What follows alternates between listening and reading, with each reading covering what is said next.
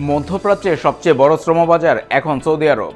গত 5 মাসে বাংলাদেশ থেকে কাজের খোঁজে বিদেশ যাওয়া কর্মীর 71%ই গেছেন সৌদি আরবে। তবে হঠাৎ করে সৌদি আরবের দূতাবাস কর্মীদের ভিসা অনুমোদনে পেশাগত দক্ষতার সনদ বাধ্যতামূলক করেছে।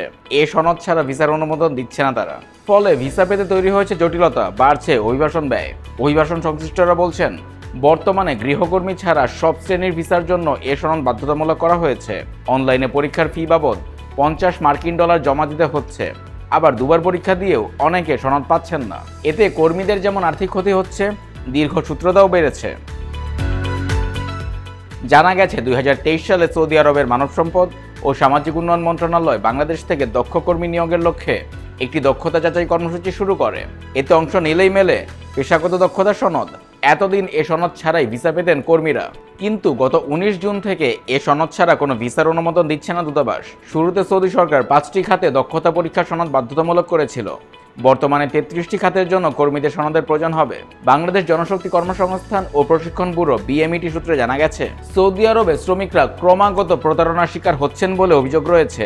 অনেক কর্মীর প্রতিশ্রুতি অনুযায়ী চাকরি পান না। অনেকে কোনো প্রশিক্ষণ ছাড়াই এজেন্টদের মাধ্যমে দেশ ছেড়ে চলে যান।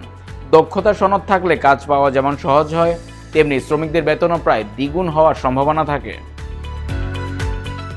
জনশক্তি রপ্তানিকারকদের সংগঠন Bangladesh association of international recruiting agencies বাইরার মহাসচিব আলী হায়দার চৌধুরী বণিক বার্তাকে বলেন, বর্তমানে সৌদি আরবের শ্রমবাজারটি চালু আছে।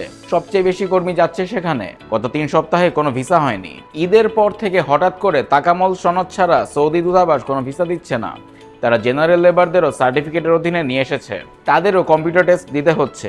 $50 রেজিস্ট্রেশন করে একবার পরীক্ষা অকৃতকার্য হলে আবার $50 দিয়ে পরীক্ষা দিয়ে পাশ করে সনদ নিতে হবে।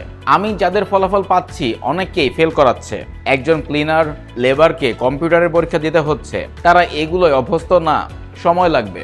সরকার পদক্ষেপ না নিলে সৌদির শ্রমবাজারও বড় ক্ষতির মুখে পড়বে।